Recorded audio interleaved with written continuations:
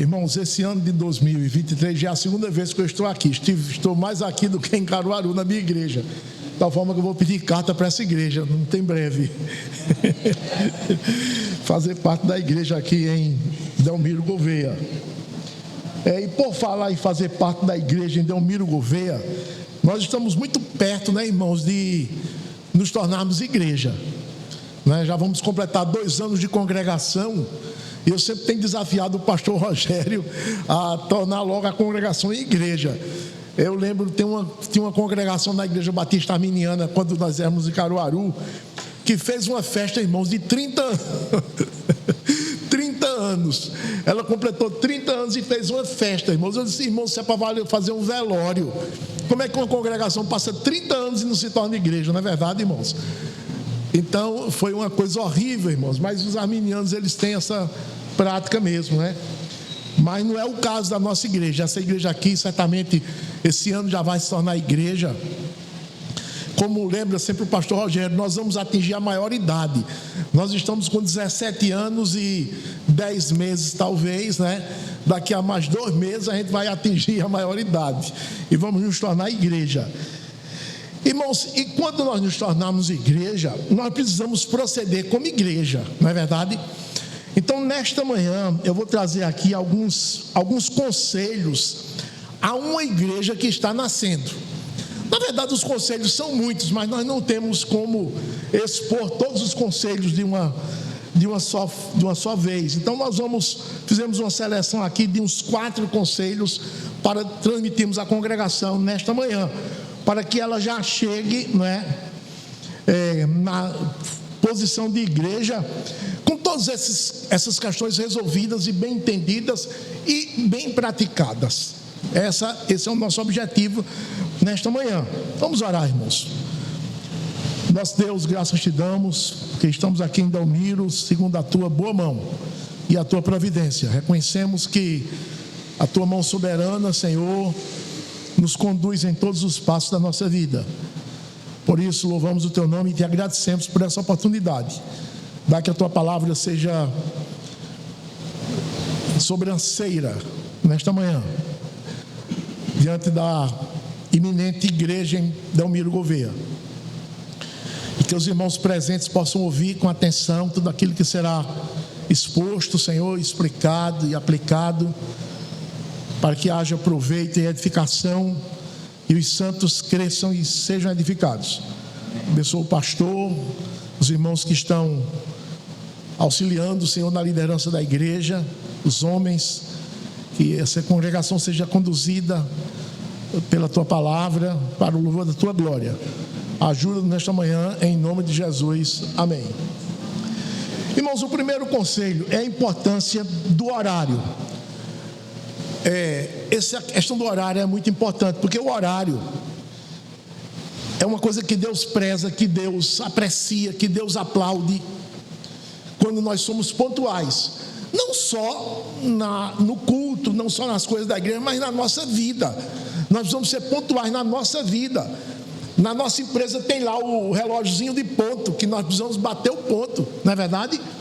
E quando nós atrasamos o ponto lá, o recursos humanos no final do mês reduz o nosso salário. Você está devendo tantas horas, acumulou durante o ano. Nós vamos para um consultório médico e chegamos na hora, ou antes da hora. Quando chegamos atrasados, a secretária diz: olha, infelizmente coloquei outro na sua frente, você vai demorar. Não é verdade, irmãos? Então, os puritanos diziam que a questão do horário é uma questão de honra para com Deus, porque Deus, ele é pontual em todas as coisas. Deus, a gente sabe que ele não atrasa nem adianta, ele é como um relógio suíço. Aliás, um relógio suíço é como Deus, ele nem atrasa nem adianta. Então, essa é uma questão muito importante, irmãos. Um puritano um dia chegou numa igreja para pregar, aliás, para participar do culto, e ele chegou de forma anônima, entrou, sentou-se lá, irmãos, e na entrada perguntou: que horas o culto começa? O zelador disse: tal hora. E ele viu que faltava 5, 10 minutos para começar. Então ele sentou com a esposa, eu acho que com 2 filhos, e ficou lá, irmãos, e as pessoas começaram a chegar, e nada de aparecer ninguém para dirigir o culto, para começar o culto, né? E já se vão 15 minutos, depois 20 minutos, quase meia hora, irmãos. Aí chegou um senhor apressado, aí foi lá para frente, aí deu início ao culto, né? Então ele viu que a reverência devida a Deus não estava sendo cumprida, e Deus não estava sendo honrado naquela igreja. E depois até ele chamou a atenção, conversando com o presidente da igreja, ele chamou a atenção.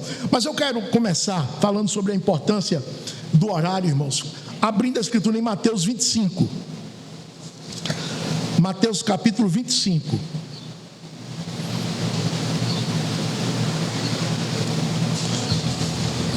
Os irmãos sabem que a cultura grega foi a cultura mais marcante na história dessa humanidade. Quando o Império Grego ruiu, o Império Romano assumiu, continuou. E as reuniões públicas, irmãos, do Império Romano e do Império Grego, todas as reuniões públicas, elas tinham uma hora para começar. E imediatamente antes da reunião começar, as portas do ambiente eram abertas. As pessoas que estavam fora entravam, e as portas estavam abertas. Quando o presidente da reunião entrava para a plataforma, imediatamente as portas eram fechadas. Quem entrou, entrou. Quem não entrou, não entra mais. Isso era rigoroso, tanto no Império Grego como no Império Romano. E Jesus contou uma parábola aqui, baseado, irmãos, ou que deixa transparecer esse princípio que era praticado nesses dois impérios, e que era um princípio lícito, digno de ser imitado. A parábola das 10 virgens. Acompanhe comigo. Nós vamos lendo e vamos comentando. Então o reino dos céus será semelhante a 10 virgens que, tomando as suas lâmpadas, saíram a encontrar-se com um noivo. Era uma festa de casamento que estava marcada. As pessoas acorriam a festa de casamento na boquinha da noite. Logo escurecia, as pessoas levavam suas lâmpadas, tanto para iluminar o caminho de ida, como o caminho de volta para casa, como principalmente para participarem da festa. Cada um levava a sua lâmpada. Não eram só as 10 virgens, não. Ele contou as 10 virgens aqui, destacou as 10 virgens, porque moça é muito interessada em ver casamento. As moças amam ver casamento, para poderem se espelhar. O meu vai ser assim, o meu vai ser assado. E olha o vestido da noiva, e olha a roupa do noivo, e olha o ritual, o cerimonial, tudo. Então as moças são apaixonadas por festa de casamento. E Jesus destacou aqui 10 moças que foram para essa festa de casamento.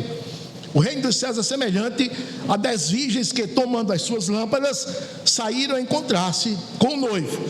Lâmpadas eram candeeiros. Nossos pais queimavam o que, irmanita? Querosene, né? Querosene é o jacaré. Naquela época era azeite, não é? Azeite, porque o querosene ainda não existia. Candeeiros que eram abastecidos com azeite.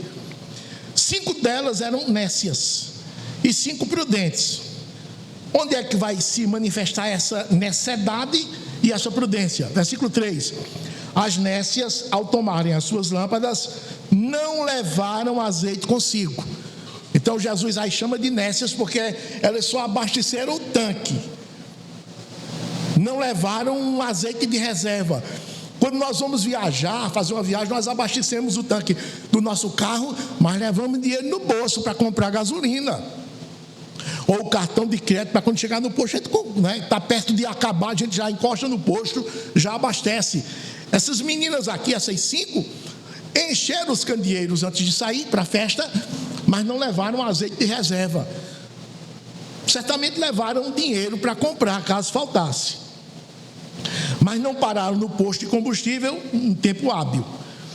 No entanto, as prudentes, versículo 4, além das lâmpadas, levaram azeite nas vasilhas, levaram um recipiente contendo um azeite de reserva. E tardando o noivo, foram todas tomadas de sono e adormeceram. Jesus dá esse detalhe aqui. Mas à meia-noite ouviu-se um grito: eis o noivo, saí ao seu encontro. Não é? O anunciante do cerimonial deu o grito que a cerimônia vai começar. Então foi nesse momento que as portas foram abertas, as portas do ambiente onde ia acontecer a cerimônia. Eis o noivo, saí ao seu encontro, isto é, podem entrar que a cerimônia vai começar. Ele fala no noivo, irmãos, porque no mundo bíblico, e no mundo antigo, oriental, e o mundo bíblico também estabelece, a figura central do casamento não é a noiva, como na nossa cultura, mas o noivo. A gente vê que nos nossos casamentos, o noivo, quando tem um cerimonial, o coitado do noivo entra com a mãe dele, né? A mãe dele já gorda, com aquele sapato bem alto, né? Entra com dificuldade. Aí ele fica lá na frente, né? Esperando a noiva. A noiva ainda está em casa, dando retoque no penteado, na maquiagem. Ó, a mãe da noiva senta, a mãe do noivo lá na frente senta, levanta, às vezes até desmaia, coitada, né? Cheia de brinco, de colar, muito peso. Aí lá para as tantas entra a noiva. Quando entra a noiva, todo mundo fica de pé. Toda honra e toda glória sejam dadas à noiva. É assim na nossa cultura. Aí ela entra, né, com aquele vestidão, aquela cauda arrastando por dentro da igreja. Chega lá na frente, né? Todo mundo fica. Essa é a cultura do nosso tempo. Por isso que nós, reformados, não fazemos cerimônia de casamento no templo, na igreja, no ambiente da igreja. Porque na igreja, irmãos, o culto é só para Cristo, a honra é só para Cristo, a glória é só para Cristo, não é para a noiva, não é para noivo, não é para ninguém. Não é verdade? Podemos até fazer uma cerimônia num salão de festa, que não tem nenhum problema, mas de forma que não tenha nenhuma conotação de culto aquela cerimônia. Lá em Cavalheiro nós fazemos assim. Você quer fazer uma festa de casamento? Faça.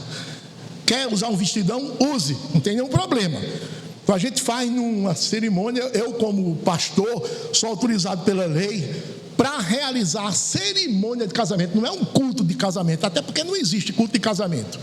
Cerimônia de casamento. Nós, no domingo anterior, os noivos vão à frente, juram fidelidade, porque o juramento é bíblico, é confessional, a gente sabe. E no sábado seguinte faço a festa. Eu vou como celebrante e não demora 5 minutos, irmãos. Eu declaro marido e mulher, a noiva entra, declaro marido e mulher e começa a festa. É assim que funciona a festa do casamento. Todo mundo vai comer. As pessoas, a gente sempre diz que as pessoas que vão para a festa do casamento vão interessadas em duas coisas: ver o vestido da noiva e comer. E tem uma terceira: criticar a festa. Né? Mas todo mundo critica a festa. Pode ser a melhor festa do mundo que o povo sai criticando. Mas no mundo bíblico não era assim, não. A festa de casamento, a cerimônia de casamento, a principal estrela era o noivo. Depois ele é o marido, não é, irmãos? É o marido, é o governador. É ele o principal. Isso é instituído por Deus, irmãos. Não é pela lei, não é pelo costume, nem pela tradição, é por Deus. Deus é que institui. A gente vê que o casamento humano, meu com a minha esposa, cada irmão com a sua esposa, é uma figura opaca do casamento de Cristo com a igreja. Não é? O apóstolo Paulo disse isso em Efésios capítulo 5. Então, na relação de Cristo com a igreja, quem é importante é Cristo, que é o noivo. A igreja é a beneficiada. Chegou toda cheia de mácula, de ruga, e o noivo pacientemente trabalhou a noiva, não é, por séculos a fio, para por fim apresentar a si mesmo igreja gloriosa, sem mácula, sem ruga, perfeita. Ele é que é o principal da festa. Por isso que o arauto gritou: eis o noivo. Isto é, as portas se abriram e as pessoas que estavam lá de fora com suas lâmpadas deveriam entrar. E tinham que entrar com suas lâmpadas acesas. Aí versículo 7: então se levantaram todas aquelas virgens que tinham adormecido, as 10, e prepararam as suas lâmpadas, acenderam. E as nécias disseram às prudentes: dai-nos do vosso azeite, porque as nossas lâmpadas estão se apagando. Mas as prudentes responderam: não, para que não nos falte a nós e a vós outras. Ide antes aos que o vendem e comprai-o. Vocês têm dinheiro aí, vão lá na bodega de seu Zé comprar azeite. Meia-noite. Bateram na bodega de seu Zé meia-noite e 15. Seu Zé estava dormindo. Quem é? Oh, nós queremos comprar azeite. Vieram as vozes femininas lá de fora. Queremos comprar azeite. Essa hora, sim, é um casamento, seu Zé. É tão importante, abra. Ele abriu e vendeu o azeite. Isso demanda um tempo, né, irmãos? Mas 15 minutos para seu Zé se levantar, trocar de roupa, tirar o pijama, vestir a roupa e atender moças, tirar aquelas traves da porta. Foi tempo, viu? Depois começou a tirar o azeite, medir, pesar a cada uma, receber. Demandou tempo. Certamente 1 hora já se foi e que a cerimônia tinha começado. Existem pessoas que pegam carona para ir para a igreja. Hoje mesmo num grupo eu vi, olha, eu estou pronta para ir para a igreja. Alguém está precisando de carona? Agora, a pessoa que ofereceu disse, agora. Aí alguém respondeu, estou pronta agora. Imagine que você vai passar por alguém, por uma casa para pegar o irmão. Você avisa, o culto começa às 9h30, você passa lá às 9h15, o irmão ainda está se penteando. Não é para esperar não. Se você marcou 9h15, vai embora, deixa o irmão para lá. Senão nem você nem ele participarão da festa das bodas. Ah, mas ele vai ficar com raiva. Que fique. É melhor que o irmão fique com raiva de você do que o noivo ficar com raiva de você. Na verdade, o noivo é Cristo. Então as pessoas são muito descansadas, sabe, irmãos? Quando nós vamos pegar o ônibus, nós esperamos que o ônibus venha, esperamos no ponto. Imagine que eu esperasse o ônibus dentro de casa. Tinha sentido isso? Aí o ônibus para no ponto, cadê ele? Está terminando de tomar café, vai escovar os dentes, espera um pouquinho. O ônibus não espera, irmãos. Não espera. Então a gente espera o ônibus no ponto. Então não, nós não vamos dar azeite a vocês não. A gente lendo essa parábola pensa que essas mulheres, essas 5 prudentes foram cruéis, foram más, foram mal educadas, foram grossas, não foram bondosas. Não, irmãos, elas foram responsáveis.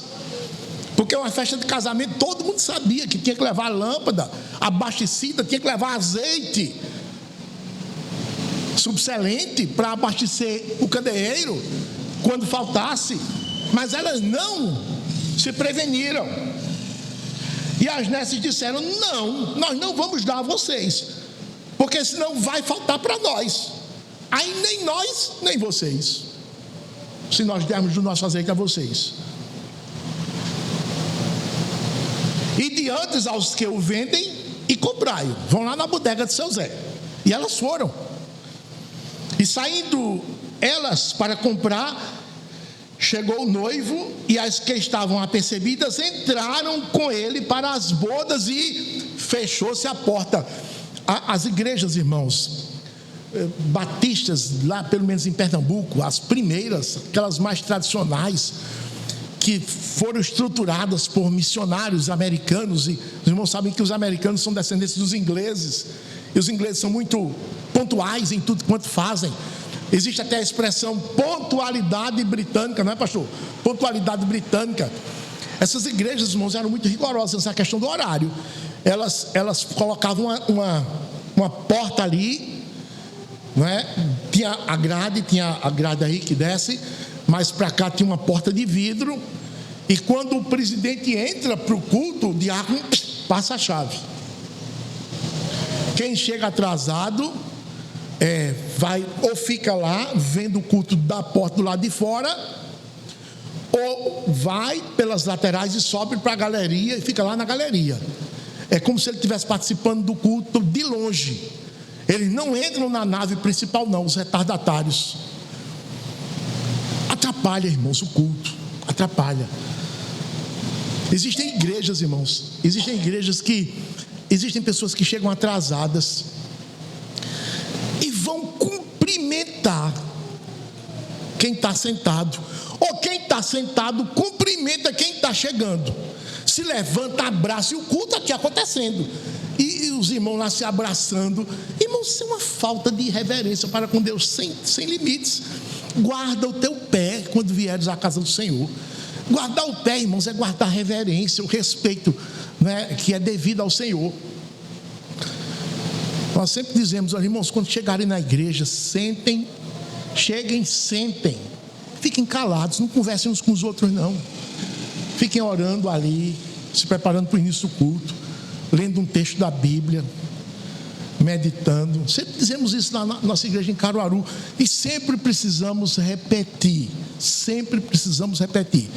porque os irmãos aí guardam um tempo, depois voltam, irmãos, às velhas práticas. Quando você chega no ambiente do culto para o culto, para a reunião, o Senhor já está ali. Só porque você não está vendo, você pensa que Ele não está, Ele está ali, Ele já está ali. Imagine que você vai para uma reunião com o presidente Bolsonaro. A reunião está marcada para 14 horas, você chegou 13h30, o presidente já estava sentado lá, esperando, estava lá. E as pessoas estão chegando, como é que você se comportaria? Você se comportaria como se estivesse numa feira com os que fossem chegando? Não, você ficaria silente ali, olhando lá para o presidente, esperando a manifestação dele. Era assim que todo mundo se comportaria. E por que nós não fazemos isso na igreja? Ficamos conversando, irmãos. Existem pessoas que ficam meditando, orando, e a feira acontecendo. É horrível, irmãos. Isso aí é falta de respeito para com Deus, falta de respeito para com os irmãos. Chegue, sente. Uma igreja madura, ela procede dessa forma. Eu tenho certeza que sempre nós vamos precisar voltar a esse assunto. O pastor sempre vai precisar voltar a esse assunto aqui ao longo da igreja já formada, porque nós temos essa tendência, sabe, irmãos, da irreverência. Nós somos descendentes de um povo que foi, a gente sabe, sem disciplina. O brasileiro não tem disciplina pela própria estrutura social, como foi formada lá atrás, por degredados, por pessoas que não tinham estudo, os índios, os mamelucos, né? Então é uma raça assim, tendente à indisciplina. Um dia, conversando no seminário com missionários americanos, eles disseram que nunca viu um povo tão indisciplinado como o brasileiro. Um amigo meu americano me disse isso, nunca vi um povo tão indisciplinado. E eu estou falando isso dos crentes, dos alunos do seminário, dos membros das igrejas nas quais eles trabalhavam. Então vamos nos corrigir, irmãos, à medida que a gente vai lendo a Bíblia, porque a palavra de Deus corrige essas coisas. Na verdade, precisamos ser prudentes e não nécios, irmãos. A necessidade é uma coisa, irmãos, terrível. A gente vê que o nécio não cumpre horário e o prudente cumpre horário. Jesus disse, as nécias não entraram e as prudentes entraram. Questão do horário, irmão, isso é importante. Jesus chama de nécio ou prudente. Aí, versículo, fechou-se a porta. Fechou a porta, irmão, não tem boquinha, ninguém entra mais. Mais tarde, 11, chegaram as virgens nécias, clamando, Senhor, Senhor, abre-nos a porta. Aquela agonia, nós queremos ver a cerimônia, o casamento, nos preparamos, fizemos roupas novas. Será por conta de um detalhe que nós não vamos entrar? Abre a porta.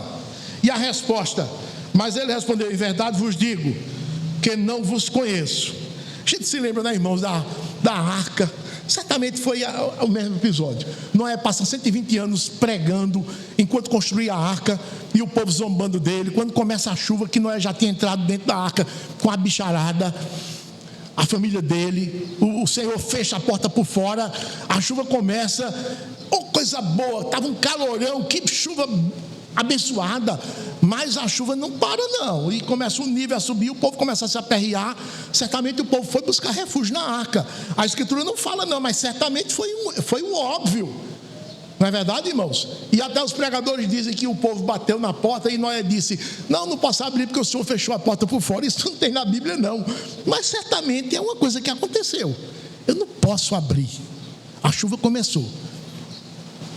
Então, irmãos, que essa lição sirva para nós. Precisamos ser pontuais, irmãos, olha, nas reuniões da igreja, no nosso trabalho, né, secular.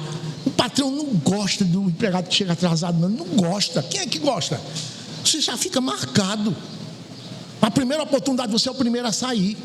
Chegue cedo, chegue antes da hora para o trabalho. Os seus compromissos, chegue antes. Na visita que você for fazer, e principalmente na relação com o Senhor, o culto ao Senhor. Chegue cedo, chegue na hora, chegue de tal forma que o culto comece na hora. O dia do Senhor, irmãos, havia lá no Antigo Testamento o dia da preparação. Nada pode me fazer chegar atrasado. Eu vou me preparar de antemão. Na sexta-feira o judeu se preparava, no sábado estava tudo pronto, era do Senhor. Assim também nós temos o 7º dia, que é o sábado da semana, para que no dia do Senhor estejamos todos prontos, a hora. Esse é o primeiro conselho. Mas aí tem um segundo conselho: a proibição de demandas. Queria que os irmãos abrissem 1 Coríntios capítulo 6.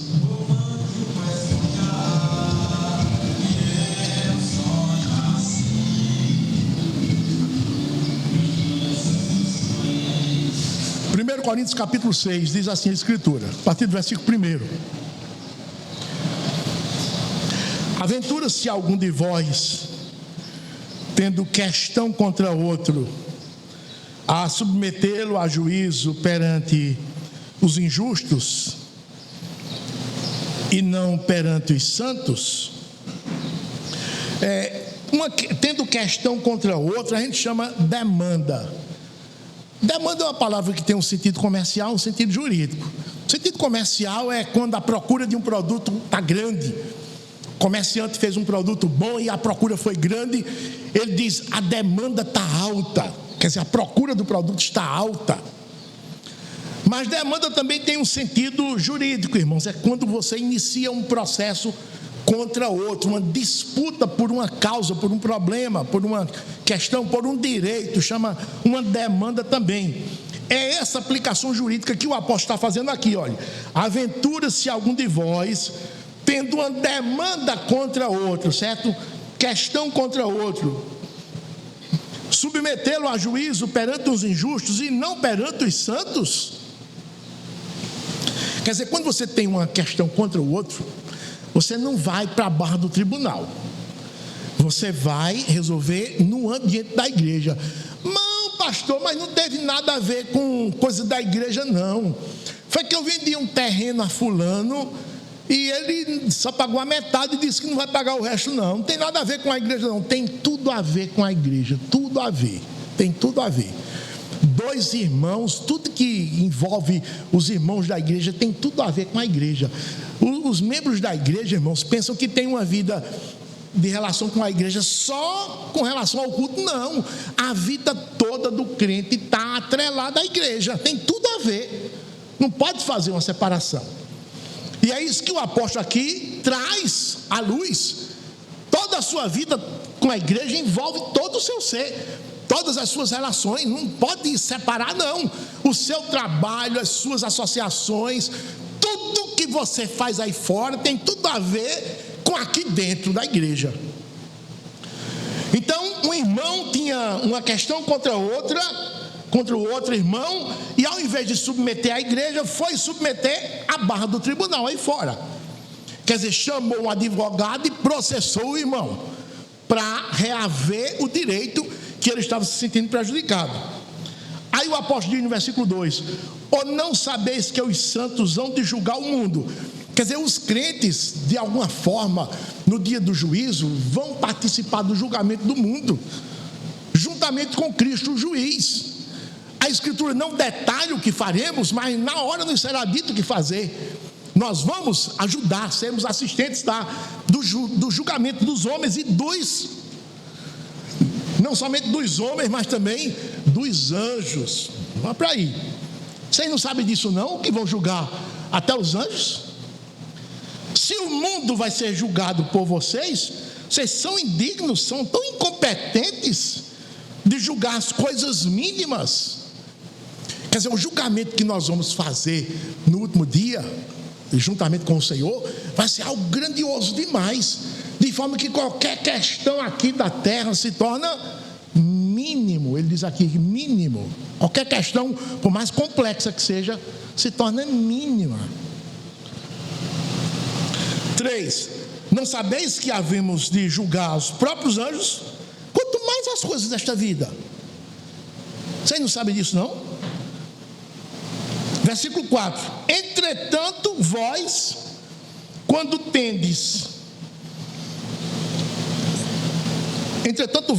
tendes a julgar negócios terrenos, quer dizer, coisas mínimas, coisas deste mundo, constituís um tribunal daqueles que não têm nenhuma aceitação na igreja. Quer dizer, vocês vão lá para o tribunal, primeira vara, segunda vara da cidade, procurar a justiça comum, juízes iníquos, para julgar uma causa envolvendo 2 crentes. Não pode. 5. Para vergonha vos digo, não há porventura nem ao menos um sábio entre vós que possa julgar no meio da irmandade? A igreja de vocês é tão fraca que não tem um homem sábio, um sequer, que possa orientar biblicamente a questão para chegar ao final, para chegar a um desfecho bíblico segundo a palavra de Deus. Não tem não. Tem não, Paulo, tem não. Se não tiver esse homem sábio, o que fazer? Mas irá um irmão, 6, a juízo contra outro irmão, isso perante incrédulos? O só existir entre vós demanda já é completa derrota para vós outros, porque não sofreis antes a injustiça, porque não sofreis antes o dano. Irmãos, ele está dizendo, se não houver um homem sábio dentro da igreja para julgar, devemos então fazer o quê? Sofrer a injustiça, sofrer o dano. Esse é o conselho da Escritura. Assuma o prejuízo, mas jamais leve o seu irmão às barras do tribunal. Não faça isso de forma nenhuma. É um pecado mortal. Mas ele diz aqui uma frase, ele usa aqui uma frase, irmãos, tão dura. Repara essa frase aqui, versículo 7. O só existir entre vós demandas já é completa derrota para vós outros. Eu já ouvi um sermão com esse título, a completa derrota da igreja. E a gente pensava, quando ouvia o título, irmãos, que o pregador ia falar sobre pecado disso, pecado daquilo, coisas que a gente está acostumado a ver, né, no dia a dia. Não, hein? Heresias, um adultério, um irmão roubou, alguma coisa assim grave. Nada disso. A completa derrota da igreja é quando existe uma questão entre 2 irmãos não resolvida.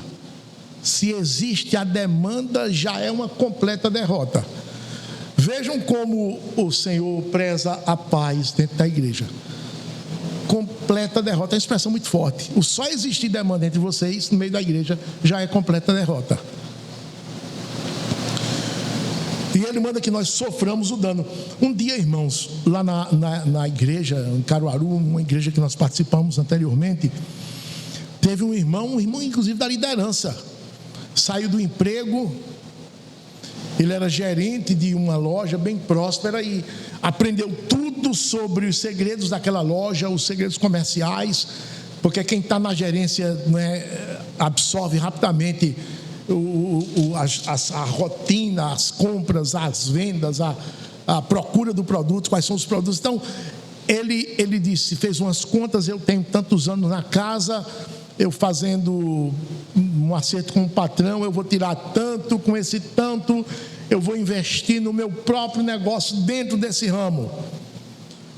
Aí ele fez essas contas, acertou, mas aí quando ele foi investir, ele tinha errado nas contas e viu que o investimento que precisava era maior do que o que ele tinha.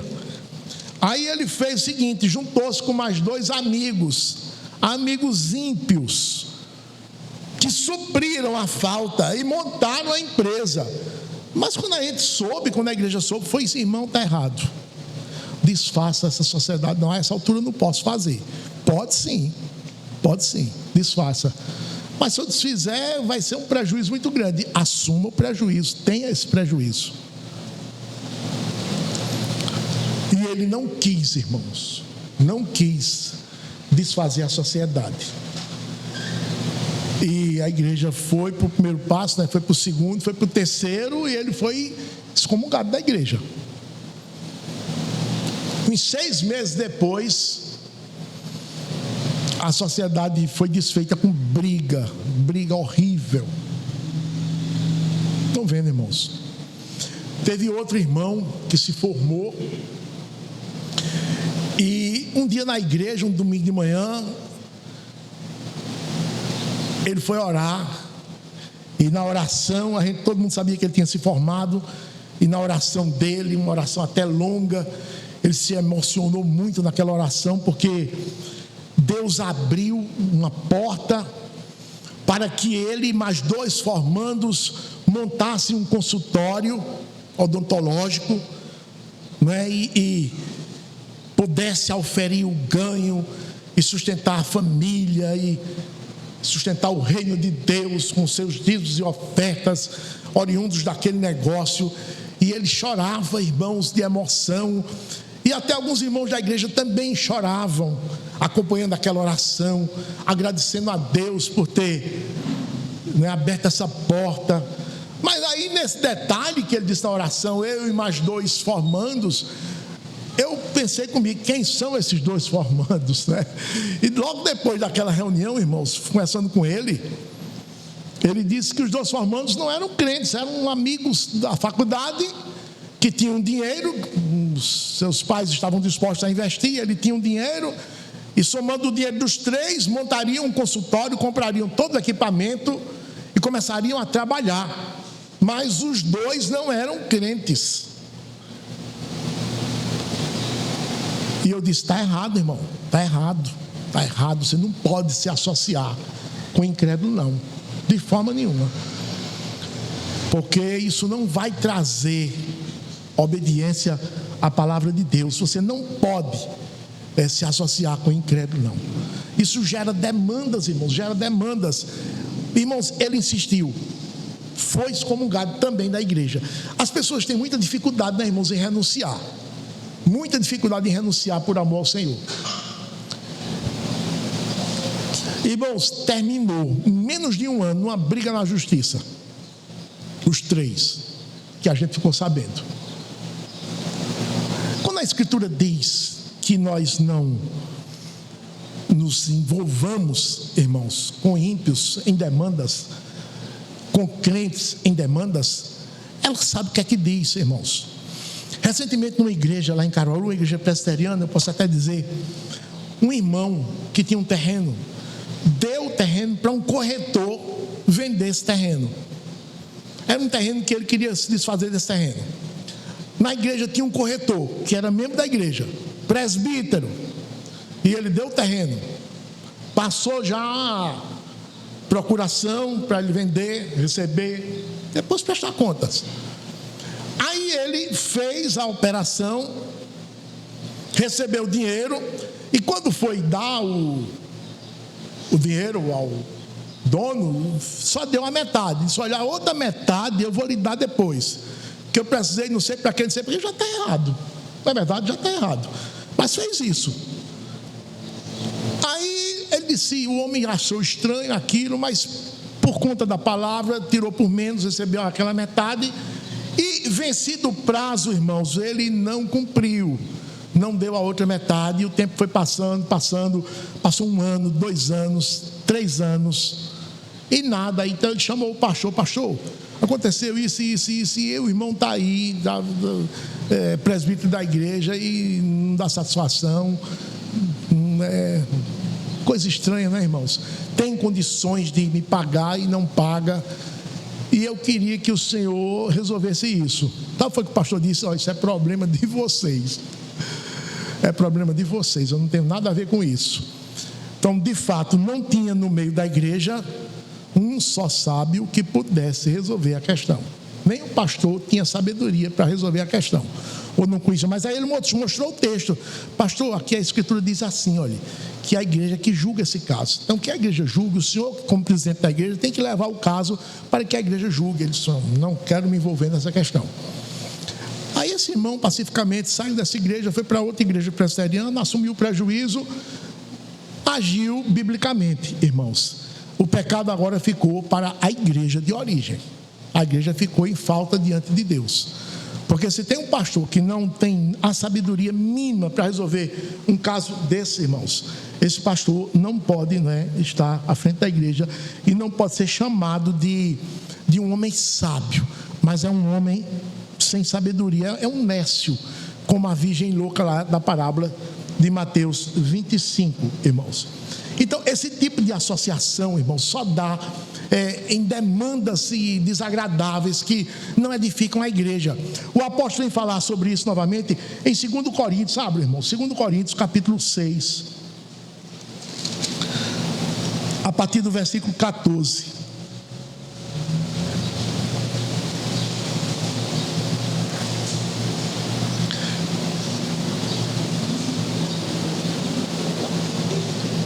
Está escrito assim: não vos ponhais em julgo desigual com os incrédulos, porquanto que sociedade pode haver entre a justiça e a iniquidade?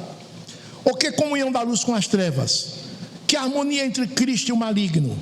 Ou que união do crente com o incrédulo? Que ligação há entre o santuário de Deus e os ídolos? Porque nós somos santuário do Deus vivente, como ele próprio disse: habitarei e andarei entre eles, serei o seu Deus e eles serão o meu povo. Por isso retirai-vos do meio deles, separai-vos, diz o Senhor. Não toqueis em coisas impuras e eu vos receberei. Serei vosso pai e vós sereis para mim filhos e filhas, diz o Senhor Todo-Poderoso. Se Deus é o Senhor Todo-Poderoso, se Deus é o Deus Santíssimo, então Ele quer que os seus filhos também imitem essa santidade. Sede santos porque eu sou santo, foi o que Ele disse. Então não quero que vocês se envolvam com ímpios em nenhuma instância da vida humana. Eu não quero. Não há comunhão. Rutinha, você está com a sua Bíblia aberta?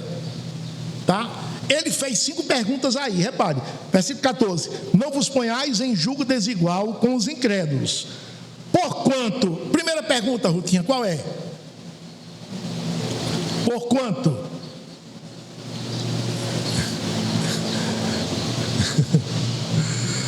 Versículo 14: não vos ponhais em julgo desigual com os incrédulos.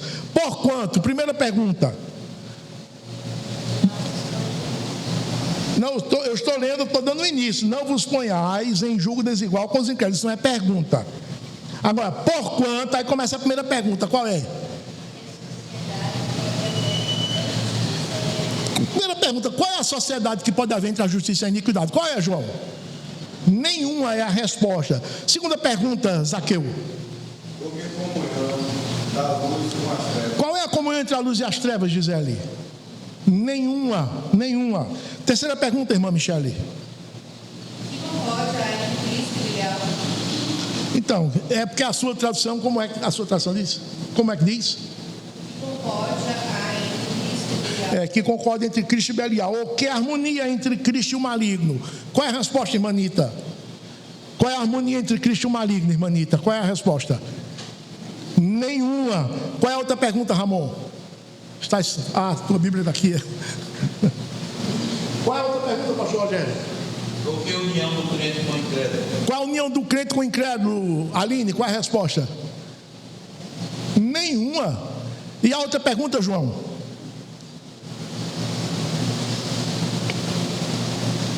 (16)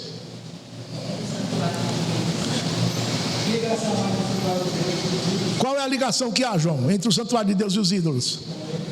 Então ele faz 5 perguntas aqui, irmãos, não é?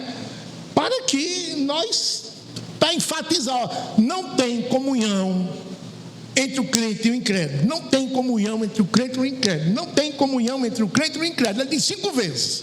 Aí usa 5 expressões diferentes para dizer a mesma coisa. Não tem comunhão entre o crente e o incrédulo. Não se ponha em julgo desigual com o incrédulo. O que é julgo? Julgo, irmãos, é uma madeira, uma trave de madeira que se coloca entre 2 animais, amarra no pescoço do boi ou do jumento para que eles puxem o arado. É uma tarefa difícil essa. Você escolher animais adequados para suportar o jugo, tem que ser animais mais ou menos da mesma idade, da mesma força, da mesma altura, da mesma raça. Não pode ser um boi e um jumento, mesmo que seja da mesma altura, mesmo que seja da mesma idade, porque eles têm naturezas diferentes. Tem que ser animais iguais, tem que ser testado. Quando íamos à feira comprar animais para arar a terra, que iam suportar jugo, esses animais precisavam ser testados. Havia um campo próprio nas feiras para testar animais de jugo. O dono da festa mandou te convidar para o casamento. Não posso, comprei uma junta de bois e vou testá-la. É uma tarefa difícil você escolher. Mesmo entre crentes e crentes não é fácil. A moça vai casar com um rapaz, papai, ele é crente, é reformado. Isso não quer dizer que aquele vai ser só porque é crente reformado, que vai ser o tal. É preciso que haja oração, sondagem, aprovação da parte de Deus e que Deus indique. É difícil, irmãos, juntar. É muito difícil. Aí como é que o crente se junta com o ímpio? Como é que o crente se junta com o ímpio? Você sabe, no seu trabalho, por força do seu trabalho, você lida com ímpios no seu trabalho. Veja a dificuldade. Você se contamina, você é desafiado o tempo todo na sua paciência, você é tentado o tempo todo na sua ira. É muito difícil. Jesus disse: Senhor, eu não peço que tu os tires do mundo, mas que os guardes do mal, porque o meu povo está no meio desse caldeirão de impiedade, vivendo nesse meio desse caldeirão de impiedade. É difícil, irmãos, é dificílimo. Guarda, meu Pai, os meus irmãos, esses pelos quais eu salvei, morri para salvar. Guarda-os do mal, porque eles estão convivendo no meio dos ímpios. A gente só vai ter, irmãos, o peito aberto e livre mesmo quando estiver no céu. Não é verdade? Quando estiver no céu. Pois não, Zaqueu? Uma dúvida. O senhor está falando aí, está muito clara, né? O jugo, o processo que está falando, né? Na perspectiva de paridade, uma perspectiva de subserviência, né? Você está em trabalha no seu patrão, ele é livre. Ou você com o patrão, é até mais fácil, você com o patrão você dizer que vai, mas numa sociedade onde a liberdade é. Sim. E de certa forma, não está vendo um acordo entre o funcionário e o patrão. Como é que ficaria? Olha, irmãos, aí tem um desafio que o crente tem diariamente. É exatamente isso que eu estou dizendo. Nós temos um desafio diário no trato com os nossos superiores ou com os nossos subordinados. Se eu for subordinado, eu estou devendo obediência a alguém que é maior do que eu. Então, o princípio que a Escritura fala é que, olha, antes importa obedecer a Deus do que aos homens. Esse é um princípio que a gente deve seguir. Se meu patrão me manda fazer algo errado, eu não sou obrigado a fazer, não. Se você não fizer, eu lhe demito. Me demita. Vou sofrer o dano.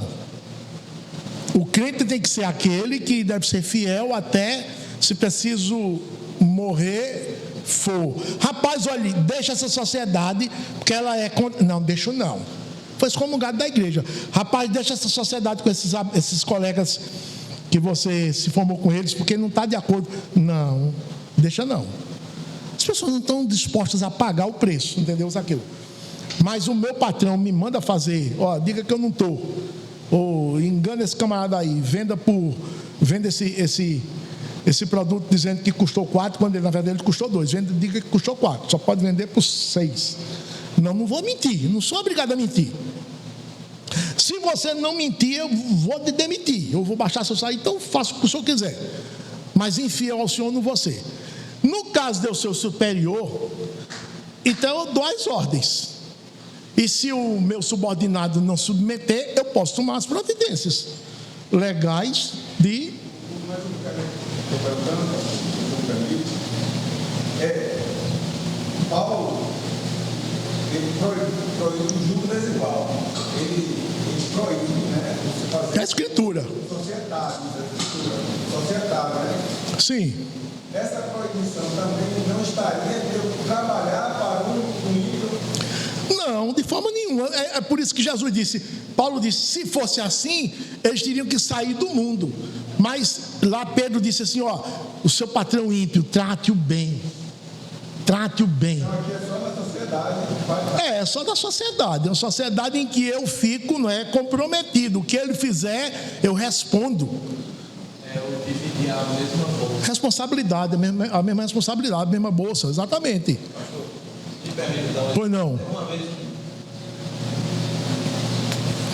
um funcionário crente recebeu uma ordem do patrão dele. Inclusive ele estava em estágio probatório. O seu maior superior. Ele recebeu uma ligação. Um outro superior ligou e o funcionário crente atendeu o telefone. Queria falar com o outro chefe. Então eles estavam. Era um chefe querendo falar com o outro. Quando ele pegou o telefone, aí o que estava para receber a ligação disse, eu não estou. Aí o funcionário matou assim na boca do telefone e disse, não, senhor, tá, não posso dizer que o senhor não está. Ele disse, aguarda um pouquinho, todo mundo. Não posso dizer que o senhor não está. O senhor está aqui. Ele disse, mas diga que eu não estou. Disse, não posso. Aí o outro colega dele disse, pode passar para mim o telefone que eu resolvo. Ele disse, um momentinho, eu vou passar aqui para o colega. O colega foi mentiu. Tem um versículo que inclusive a gente meditou aqui, diz que Deus faz, a gente canta, no Salmo, se não me engano, diz que Deus faz paz até com o seu inimigo, faz com que você tenha paz com o inimigo. Provérbios. Não foi nenhuma represália do superior sobre o funcionário, nenhuma represália. Na verdade, aquela pessoa começou a chamar o funcionário de bíblico, sabe, fulano, um bíblico. E é amigo dele. Então, se o patrão for inteligente, sábio, ele diz, com esse eu posso contar. Ele raciocina consigo, com esse eu posso contar. Mostrando o que Deus faz, né? Com o ímpio. Verdade, é verdade. Você falou a verdade. É verdade. A leitura aí, eu acho que foi permite, mas qual é o paralelo? Assim, qual é o paralelo? Talvez um paralelo um pouco mais prático, mas esse é o paralelo. Aqui, eu dizendo, somos casados, é uma sociedade. O que ela faz, inclusive ela apresentou um negócio aí, fala o que eu fiz, tem uma só carne? Responde. O que ela faz, eu respondo. O que eu faço, ela responde. E no paralelo que está falando é com o pai. Com o pai, você não vai deixar de ser filho. Você vai continuar até que ele queira que você faça uma coisa que vai contrário da escritura. Aí você não vai obedecer. Sim. Ou um filho que se rebelou. Sim. Você vai tratar ele ainda assim como filho, mas determinadas coisas que vai contra a palavra. Então, trazendo para o modo mundano, você pode sim trabalhar com um patrão ímpio, desde que ele não lhe induza ou lhe conduza a fazer algo que vai. Não lhe obrigue. Sim. Mas você não pode casar. Exatamente. Quando diz não vos ponhais em julgo desigual, é com um contrato. Uma sociedade comercial, uma sociedade conjugal, porque o casamento é um contrato, os irmãos sabem disso, tem um aspecto que é um contrato civil, e hoje pela nossa lei, que pode haver também o distrato, né, pastor? É o contrato e o distrato pelo divórcio. Esse contrato a Bíblia não autoriza você fazer, proíbe, não faça um contrato civil com ninguém que seja ou que seja ímpio, que não seja, mas ele é honesto. Não faça, essa é a lei. Aí, irmãos, e o último conselho é quando esse contrato é para o laço conjugal. Vamos terminar o assunto desta manhã com um contrato com o laço conjugal, contrato com ímpio para o laço conjugal. É a proibição de se casar com um ímpio. A igreja de Corinto era uma igreja que vivia na cidade depravadíssima. O povo de Corinto, irmãos, olha, era um povo cananeu, egípcio, sabe, de tudo tinha. Aí o povo começa a ouvir a palavra e começa a se converter. tinha um casal, o marido se converteu, a esposa se converteu. Tinha outro casal, o marido se converteu, a esposa não. Ou a esposa se converteu, o marido não. Aí repare como é que a Bíblia trata. Os dois são crentes, eram ímpios, agora são crentes. Mantém um contrato. Aí um se converteu, o outro não. É um casamento misto. É um casamento misto esse. Se tornou misto. Era um casamento de ímpios, porque os dois eram ímpios, mas um deles se converteu. Aí agora estão numa relação de julgo desigual, porque o marido é crente, a esposa não, ou vice-versa, a esposa é crente e o marido não. Paulo, o que é que eu faço? O povo escreveu uma carta fazendo uma série de perguntas a Paulo, para que Paulo respondesse: como é que eu procedo agora nessa situação diante da palavra de Deus? Qual é a ética cristã que eu devo seguir para me conduzir pela palavra de Deus? Aí o apóstolo vai dar essas respostas, irmãos, em 1 Coríntios capítulo 7. 1 Coríntios capítulo 7.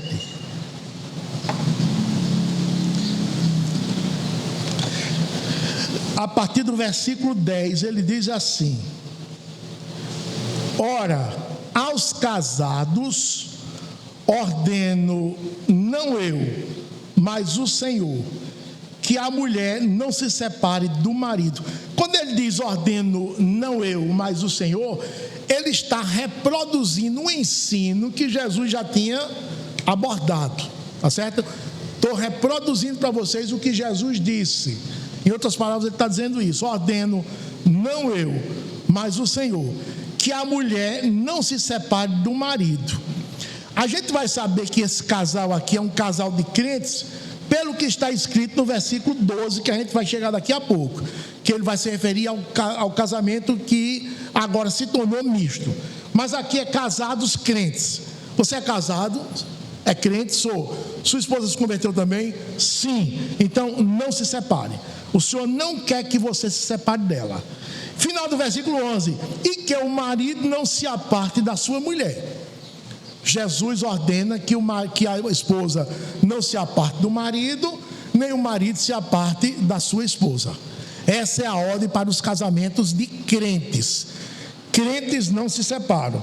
No versículo 11, no começo, tem uma frase entre parênteses: se porém ela vier a separar-se, que não se case ou que se reconcilie com seu marido. Houve um problema, sabe, irmãos, ali no casamento de crentes, e um dos cônjuges virou pelo avesso, teve que ser excomungado da igreja. É a única explicação que a gente entende aqui. Teve que ser excomungado da igreja, aí deixou a mulher, foi embora. Aí o que é que a escritura diz à esposa? Senhor, eu posso casar? Não posso? A mulher pergunta ao Senhor: Senhor, eu posso casar? Não posso? Foi ele que me deixou e ele foi excomungado da igreja. Aí o Senhor vai dizer: não, de forma nenhuma. Se porém ela vier a separar-se, que não se case, ou que se reconcilie com seu marido. Você só tem duas opções. Item A, Ramon, qual é? Abraão, item A.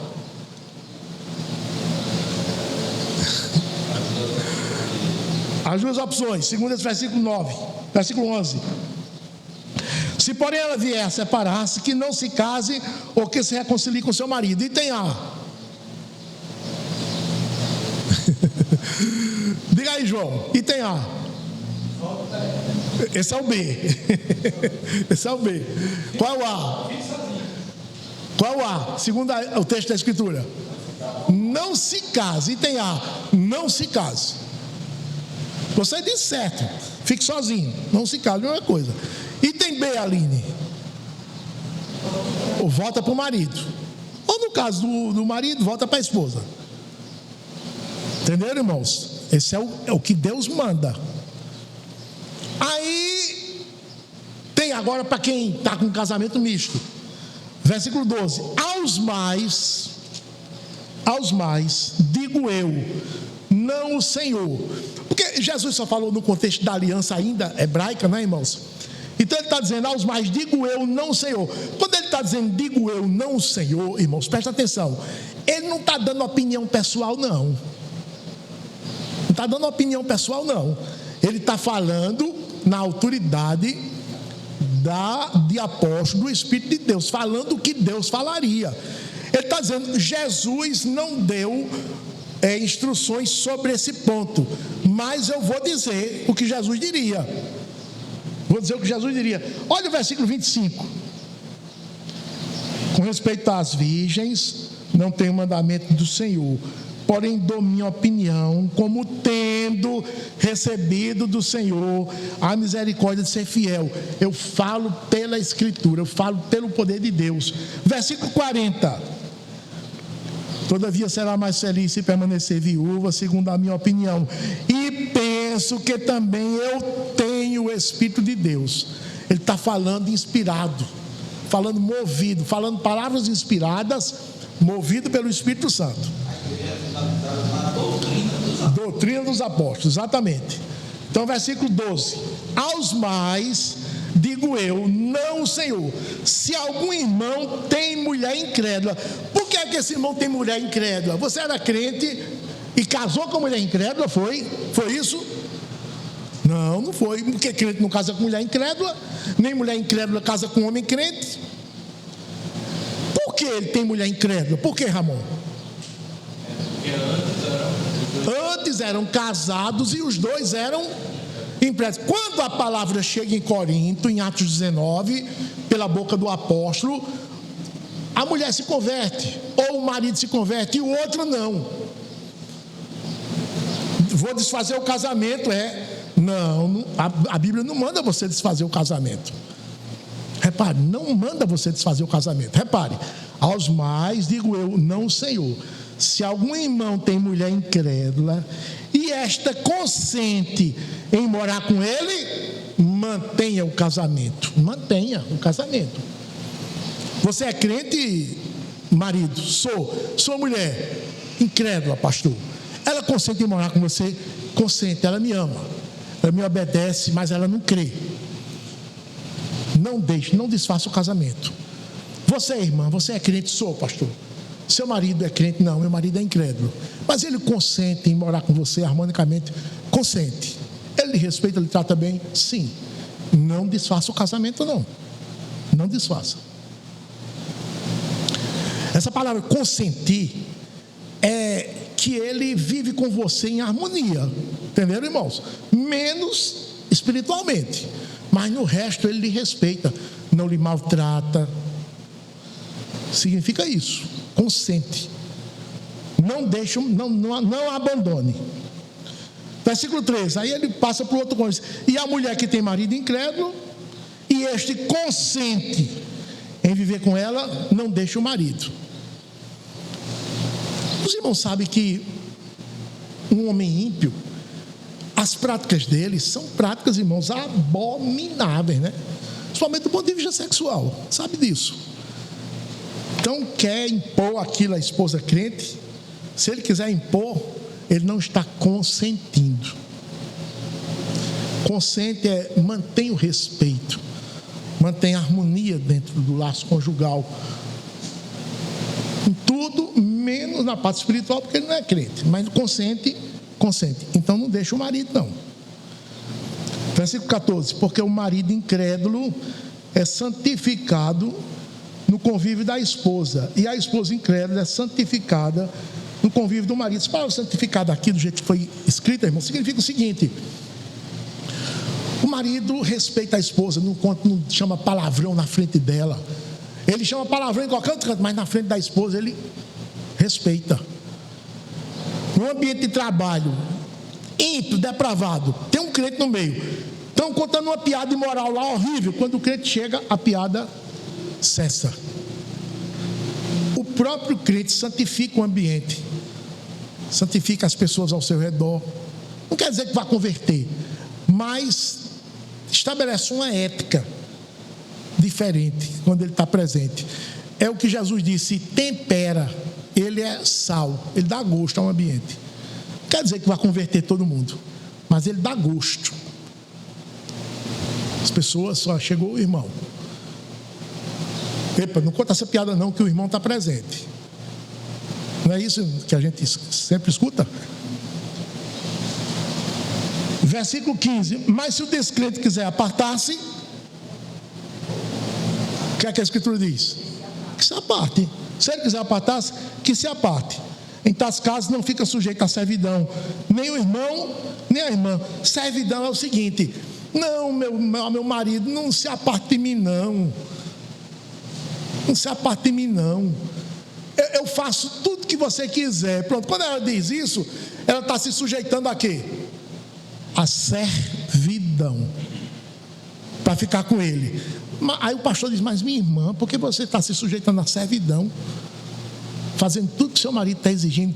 Porque eu tenho esperanças, pastor, que ele se converta. Aí Deus pergunta, versículo 16: pois como sabes, ó mulher, que salvarás teu marido? Ou como sabes, ó marido, se salvarás tua mulher? Olha, eu chamei você para a fé, mas não vou chamar seu marido. Eu posso não chamar seu marido, eu posso não chamar sua esposa. Ele quer se apartar? Deixa ele lavrar. Ela quer ir embora? Deixa ela ir embora. Olha, eu ia com meu marido para todos os bailes, todos os carnavais, todas as orgias, todas as baladas, mas agora ele é crente e eu não vou sozinha. Ele não deixa eu ir sozinha e ele não quer ir. Vou deixar meu marido. Aí o que é que o senhor diz? Manda ela embora, pode-se embora. A Bíblia apresenta paliativo e não solução. Isso é um paliativo e não solução. Não tem solução, porque só Deus sabe se vai salvar o seu cônjuge incrédulo. Só Deus sabe. Ele quer ir embora, deixa ele embora. Ela quer ir embora, deixa ela embora. Vai ser ruim para você? Vai ser ruim, mas vai ser menos ruim do que se ele ficar. Estão vendo, irmãos? Isso são pessoas que vieram para a fé quando já eram casadas. Trazem, irmãos, os ecos da antiga vida, os prejuízos. Ó, você chegou aqui na fé, vamos ver o que é que a gente pode fazer, viu, pela sua situação. Aí o Senhor diz: olha, não vai dar jeito aos seus problemas sociais, nem conjugais, não vou dar jeito não. Vou dar apenas aqui um paliativo. A sua solução definitiva vai ser somente no céu. Vai ser somente no céu. É por isso, irmãos, que a gente bate tanto com os jovens da igreja. Rapaz, não case com moça incrédula. Moça, não case com um rapaz incrédulo. Não faça isso. Você vai comprometer a sua vida para o resto da vida. Vai ser um terror a sua vida. Não case. Porque se a pessoa se separa, irmãos, você não pode casar. Enquanto a pessoa estiver viva, não pode casar. Para crente é assim. Por isso que lá no versículo 8 da 1 Coríntios 7, o que é que está escrito? E aos solteiros e viúvos digo que lhes seria bem se permanecessem no estado em que também eu vivo. Caso, porém, não se dominem, que se casem, porque é melhor casar do que viver abrasado. Nesse versículo 8, o apóstolo está dizendo para quem é o casamento de crentes. Casamento de crentes é somente para solteiro e viúvo. Somente solteiros e viúvos. Só esses têm direito de casar.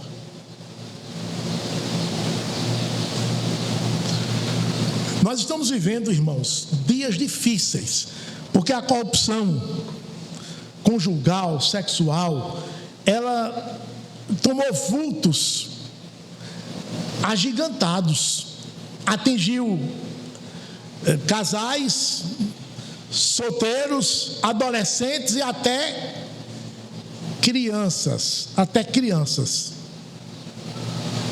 Então muitas dessas pessoas vão se converter e vão querer entrar na igreja. E a igreja precisa estar bem firme nessa questão para fazer a seleção. Senão, a igreja admite pessoas que estão vivendo em adultério na sua membresia. Por isso que todo casal, quando tenta ou tem intenção de ingressar na igreja, os presbíteros, o pastor, tem que fazer uma investigação da vida dessa pessoa, uma sindicância, melhor, um questionário. Conversar com essa pessoa. Você é casado primeira vez, segunda vez, terceira vez? Não. Eu sou casado primeira vez. Casei com sua esposa. Aí pergunta à esposa: e você? Não, eu era solteira, casei com ele. Porque pode chegar o caso de o rapaz dizer: não, eu sou casado com ela, meu casamento com ela é o segundo, o dela é o primeiro, mas o meu é o segundo. Quer dizer, você já foi casado? Já. E por que se separou? Tem que saber isso. Porque Jesus disse em Mateus 19, abra, irmãos, Mateus 19,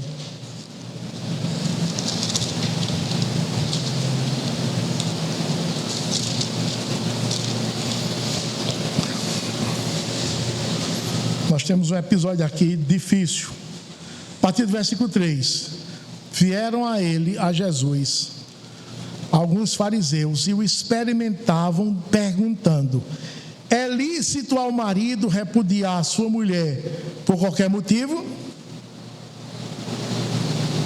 Então respondeu ele: não tendes lido que o Criador desde o princípio os fez homem e mulher, e que disse: por esta causa deixará o homem pai e mãe, e se unirá à sua mulher, tornando-se os dois uma só carne? De modo que já não são mais dois, porém uma só carne. Portanto, o que Deus ajuntou, não o separe o homem. Eu pergunto aos irmãos, numa frase bem simples, como foi que Jesus respondeu a pergunta? É lícito ao marido repudiar sua mulher por qualquer motivo? Foi que Jesus disse, numa frase bem simples. Não somente não. Oi? Eu sei, mas eu quero que os irmãos traduzam essa resposta de Jesus numa frase bem simples. Eles disseram simplesmente não. É lícito ao marido repudiar sua mulher por qualquer motivo? Jesus tivesse dito não. Ele estava dizendo o seguinte: por qualquer motivo, não. Mas existe motivo que justifique a separação? Ramon? Pela resposta de Jesus. Se ele desse essa.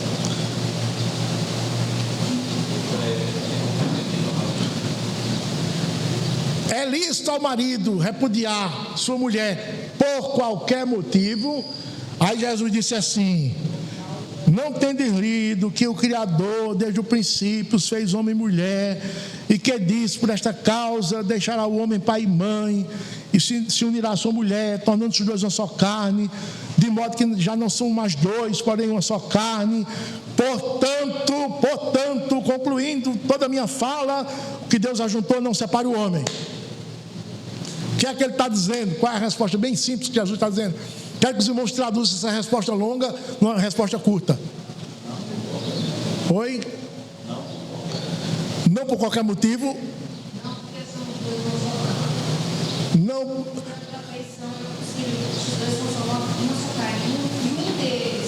Faz carne com outra pessoa. É motivo. É motivo de separação só com a traição. Se ele se mistura com outra pessoa. Ele não fez uma carne só. É. Uma só carne. Então ele fez um outro contato com outra pessoa. Segundo da carne com outra pessoa. Foi. Se tornou. Se tornou uma só carne com outra pessoa, sim. Naquele ato sexual, sim. Mas eu quero saber dos irmãos o seguinte: eles perguntaram se era lícito se deixar a mulher por qualquer motivo. Aí Jesus deu uma resposta. Aí eu pergunto: o que foi que Jesus disse?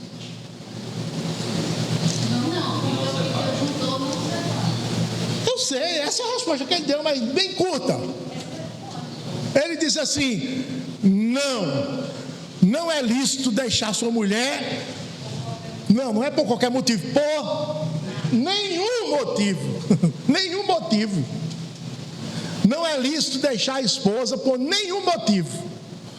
Pode olhar o que é a resposta de Jesus. Ele respondeu assim: não tendes lido que o Criador desde o princípio fez homem e mulher, e que disse: por esta causa deixará também deixará o homem pai e mãe, e se unirá a sua mulher, tornando-se os dois uma só carne? De modo que já não são dois, mas porém uma só carne. Agora, portanto, o que Deus ajuntou não separa o homem. Ligando a Paulo, viu? É o incrédulo que se separa. O incrédulo que se separa. Não, se ele quiser apartar-se, ele se aparta. Mas o apartar-se é porque aqui é a ruptura do casamento. O apartar-se encerra o casamento? Não encerra. O Paulo também disse que não encerra. Não encerra o casamento. Entendeu? Então é lícito deixar a mulher, por qualquer motivo, para o crente? Por nenhum motivo. Por nenhum motivo. Aí os fariseus: bonitinho, Senhor. E por que foi que Moisés mandou? Veja o verbo. Qual o verbo aí? Mandou o quê? Da carta de divórcio e repudiar. Quando ele diz Moisés, ele está se referindo a quê? A quem? A lei de quem? De Deus. A lei de Deus. Porque Moisés foi um porta-voz da lei de Deus. Ele está dizendo: e por que é que o Senhor mesmo usou Moisés? Em outras palavras, seria isso. Por que é que o Senhor, ou o seu pai, que o Senhor disse ser filho de Deus, mandou que Moisés desse carta de divórcio e repudiasse? Mas lá não fala. Aí a gente vai dar uma parada aqui e vai ver Deuteronômio 24, para ver onde é que está escrito isso na lei. Deuteronômio 24.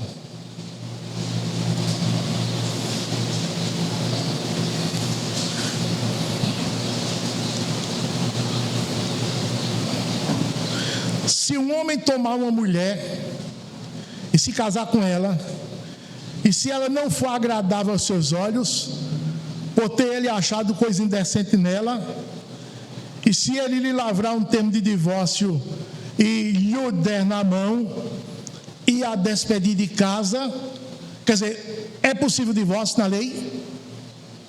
Segundo o texto aí? Sim.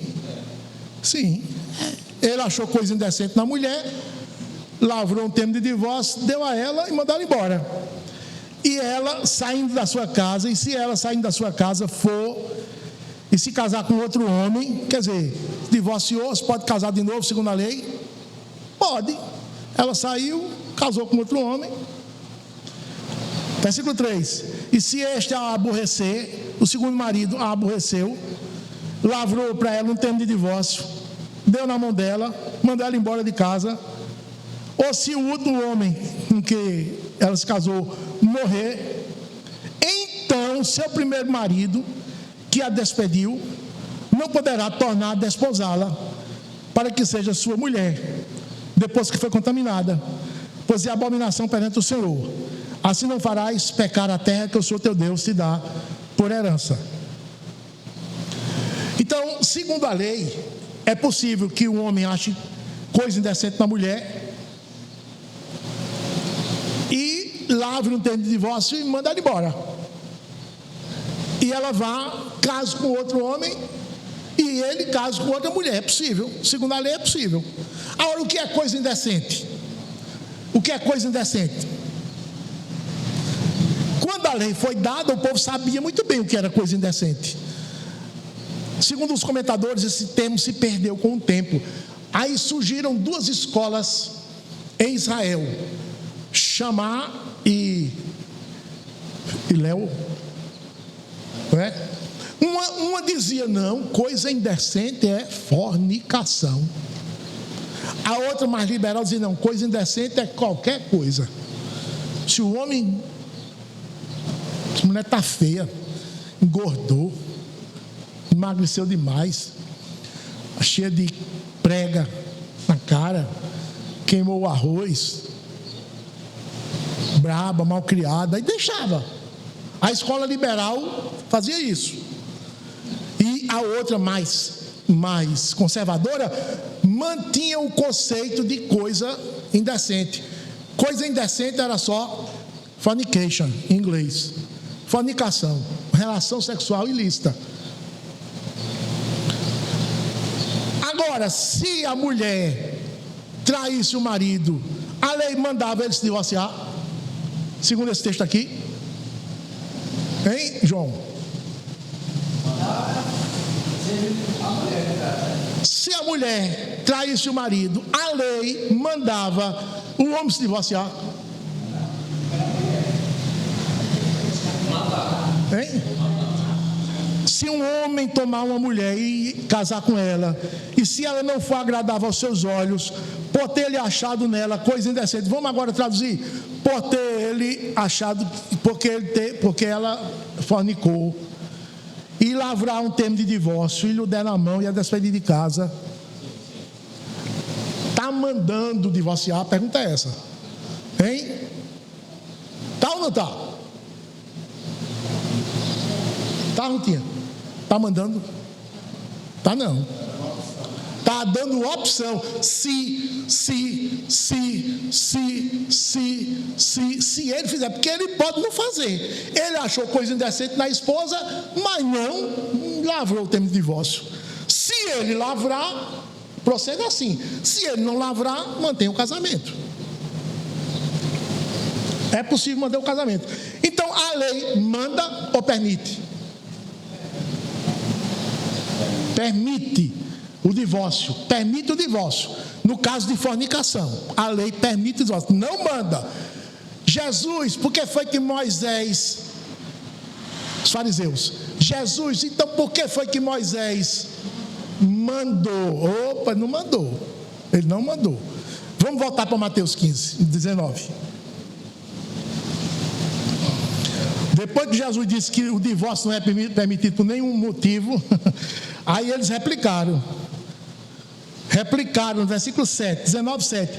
Porque mandou Moisés, então, dar carta de divórcio e repudiar. Veja como eles são capciosos, sutis, induzindo Jesus a dar uma resposta. Por que foi que Moisés mandou? Será que Jesus vai cair nessa cilada? Respondeu-lhe Jesus: por causa da dureza do vosso coração é que Moisés vos permitiu. Aquela quantidade de se é permissão. Jesus sabido, esses caras estão querendo me pegar. Moisés não mandou, permitiu. Pela quantidade de sis que tem lá, é permissão. Você quiser manter o casamento, mantenha. Não é mandado. Por causa da dureza do vosso coração é que Moisés vos permitiu repudiar. Eu, porém, vos digo. Sim, mas não foi assim desde o começo, não. Jesus está dizendo. 9. Eu, porém, vos digo: quem repudiar sua mulher, não sendo por causa de relações sexuais ilícitas, e casar com outra, comete adultério. E o que é casar com a repudiada, comete adultério. Jesus aqui dá permissão para um casamento, para um divórcio e um novo casamento? Olha direitinho. Eu, porém, vos digo: quem repudiar sua mulher, não sendo por causa de relações sexuais ilícitas, está errado. Mas quem repudiar sua mulher, sendo por causa de relações sexuais ilícitas, está certo. Ramon, você está fazendo careta?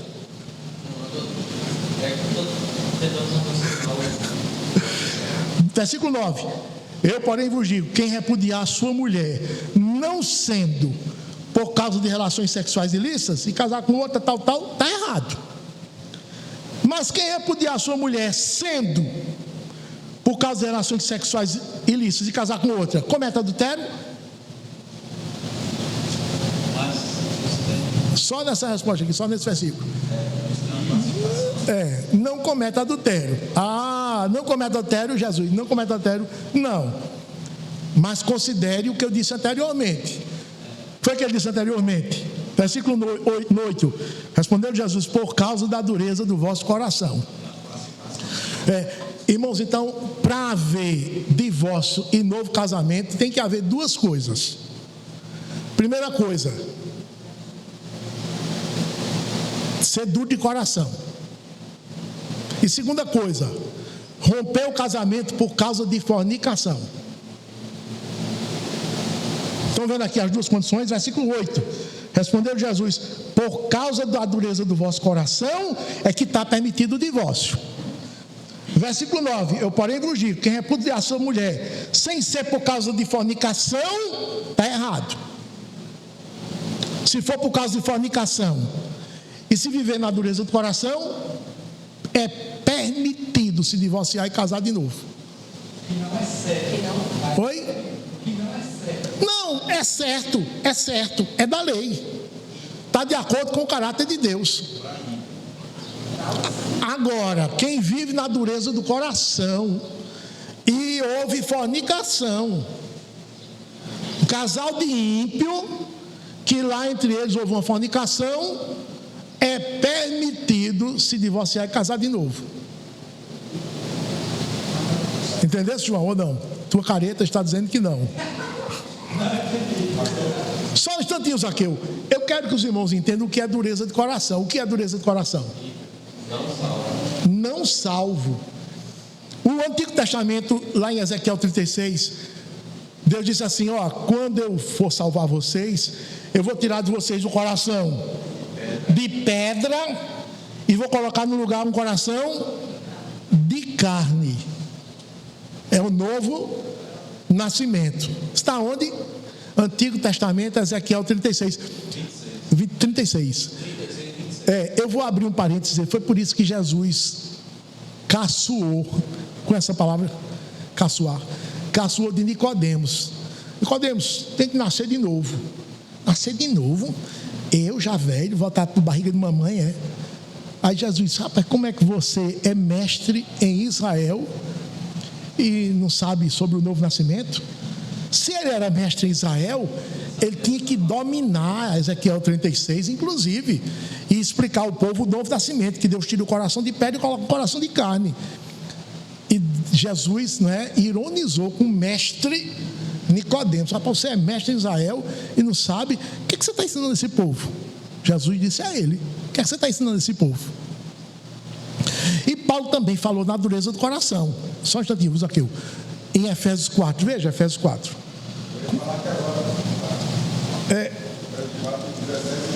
Exatamente. Efésios 4, versículo 17. Isto, portanto, digo e no Senhor testifico: não mais andeis como andam os gentios. Que é gentio? Incrédulo. Como é que eles andam?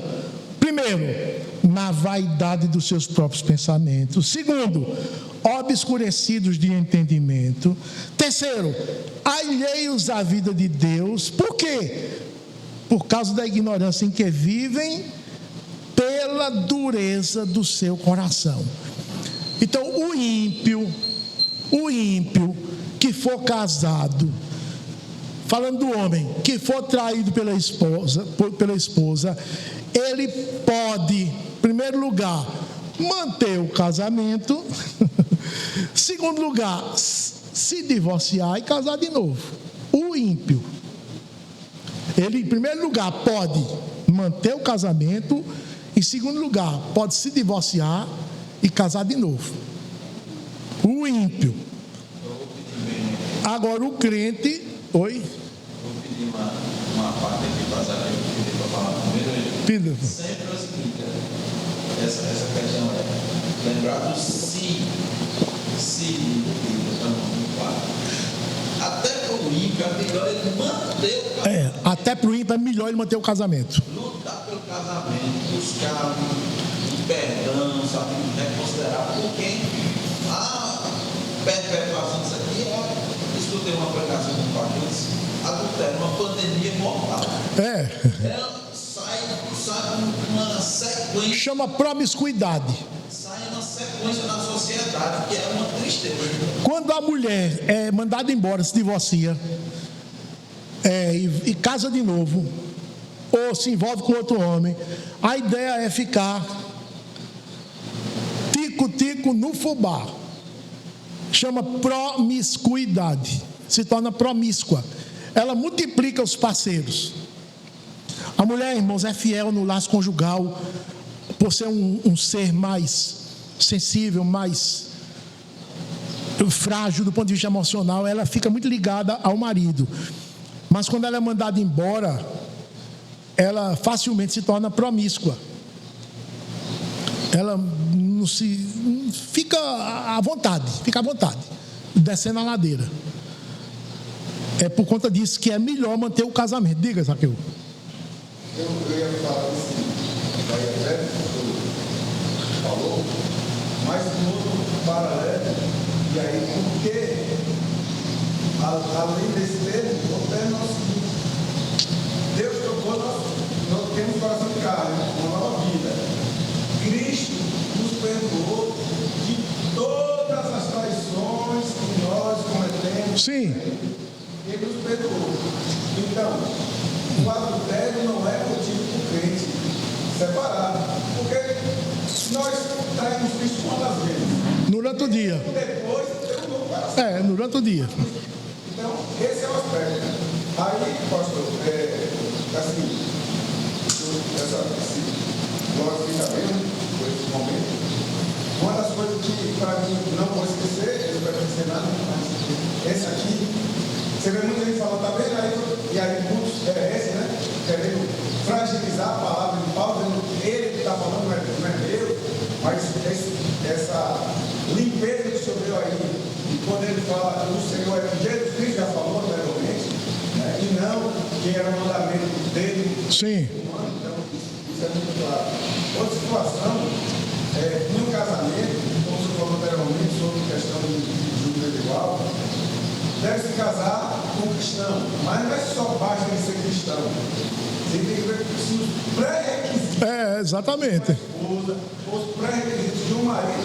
Esse garoto aí, esse rapaz aí, ele é cristão, o rapaz, ele perde tudo. Ele sabe a Bíblia que está para frente e para trás. Ele dá o testemunho. Mas ele tem condições mínimas de sustentar. Isso. E mesmo que tenha, sabe, Zaqueu? Mesmo que tenha. Não é só pelo fato de ter condições sustentadas, de ser crente, que é aquele. É sempre bom orar e muito orar muito. Mas ele tem que preencher todo. Verdade. Ó, tem os atributos, uma lista, mesmo que preencha todos, mesmo assim, não, pode não ser ele, pode ser outro da mesma igreja. Não é, Rogério? Mas para ser ele tem que preencher os atributos. Para ser ele tem que preencher. Depois, ainda assim. Olha, irmãos, esse assunto que nós estamos tratando aqui é importante, e é possível que alguns irmãos aqui estejam estranhando. E eu não fico surpreso se você estiver estranhando isso, não. Porque quando Jesus falou isso que eu estou falando, os discípulos botaram a mão na cabeça. O que, Jesus? Repare, 19:10. Disseram-lhe os discípulos: se essa é a condição do homem relativa à sua mulher, não convém casar, não. Jesus quer dizer, eu, pelo fato de ser crente, ter um coração de carne, se minha mulher fornicar e pedir perdão, eu tenho que perdoar, Jesus diz o quê? Aí eles disseram, então não convém casar, não. Se é assim, não convém casar, não. Vejam a dificuldade deles de quê? De perdoar uma fornicação, perdoar uma traição. Mas o perdão, irmãos, é porque a gente não compreende a teologia do perdão, né? Por mais que a gente ouça pregações, a gente nunca compreende. Tem que ser lá em Mateus 18, a teologia do perdão está ali. Aquele homem que foi perdoado de 10 bilhões e não conseguiu perdoar 100 reais. Não é verdade? Aí a igreja vai receber um casal. Você é crente? Sou. Sua esposa também? Sim. Você, primeiro casamento? Segundo. E ela? Segundo também. Por que foi que você se divorciou do primeiro casamento? Teve uma briga, pastor, na família, por causa de uma herança. E minha mulher ficou contra mim. E eu não tive condições de perdoá-la, não. Ficou contra mim mesmo, e eu tanto certo. E ela se bandeou para lá, para o lado dos inimigos, e ficou contra mim. Com essa mulher eu não vivo mais. E me divorciei dela. E casei com essa aqui. Hein? Com essa abençoada. Repare bem a situação. Vive com essa mulher. Vamos supor que essa mulher foi o primeiro casamento dela. Vamos supor, para não complicar. Primeiro casamento dela. Aí tem filhos, tem 3 filhos. Vivem em harmonia. Estão vindo para a igreja. A mulher gostando do evangelho. O homem já se considera um crente. Pastor, eu quero me batizar e quero ingressar na igreja. Repare bem, irmãos.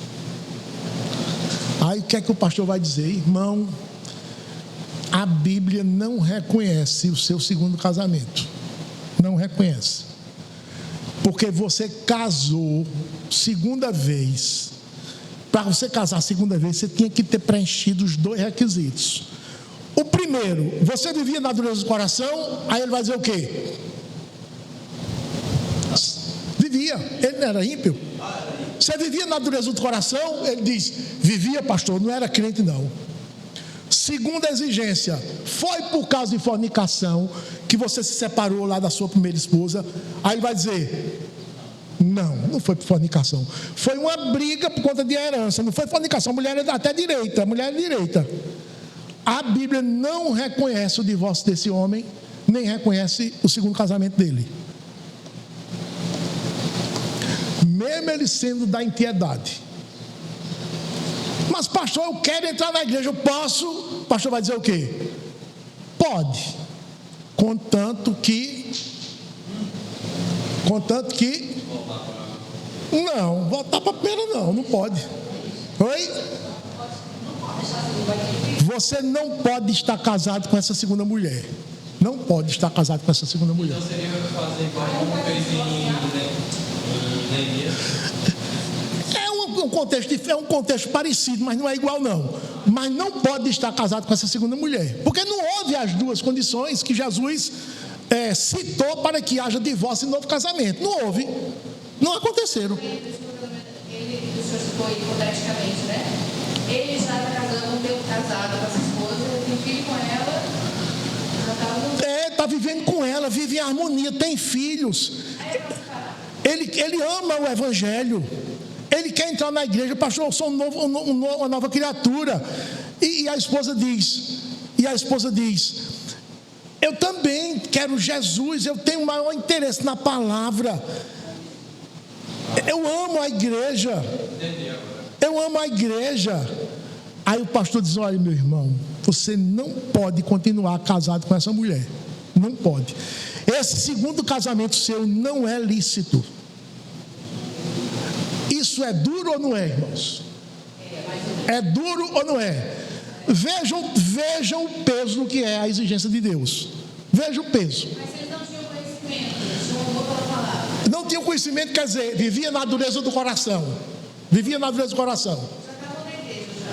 Quando ele foi pedir para se batizar, sim, já estava. Ele não tinha esse entendimento, ele não sabia que estava justificado essa falha. Eu sei. Então nós estamos acreditando que tem que separar isso. Tem que exigir a separação. Olha, Michele, para que haja divórcio e novo casamento, vou repetir, tem que ser ímpio e tem que ter sido o divórcio por causa de fornicação.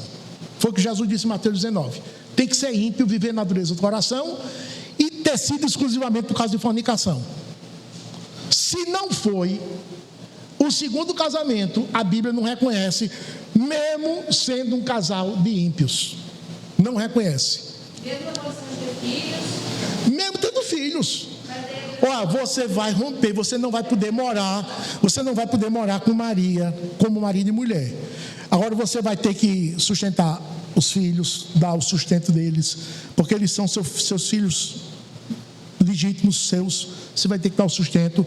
Eles vão lhe chamar de pai, mas você não pode morar com Maria, debaixo do mesmo teto, como marido e mulher. Não pode. Aí nessas condições você entra na igreja.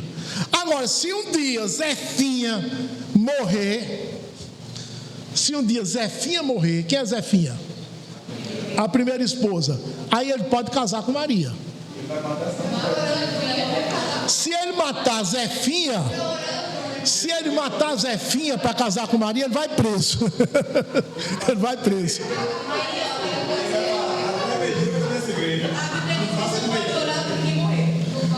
Não pode orar, não. Irmãos, nós estamos em Maceió, nós estamos em Alagoas. Aqui em Maceió tem uma igreja batista. Repare bem. Tinha um casal. Repare bem, um casal. Aí o rapaz fornicou. A mulher pediu o divórcio. E o pastor abençoou o divórcio. Abençoou. Aí fornicou, então quer separar, separa. Não era para ter separado. Era para ter perdoado o marido, que inclusive ele pediu perdão. E ela não fornicou, acabou-se. Aí repare bem. Aí ela... Sim, e a fornicação foi com outra pessoa da igreja. Casada. Escuta, irmãos, casada. Aí saíram os dois. Aí ficou uma mulher sem marido e ficou um marido sem mulher. Com o tempo, esse marido sem mulher se aproxima dessa mulher sem marido. Aí o pastor faz o casamento. Casaram. Esse casal primeiro tinha filhos, esse casal segundo tinha filhos. Esse terceiro casamento aqui gera filhos. Depois, esse homem aqui se arrepende, volta para a igreja, pede perdão.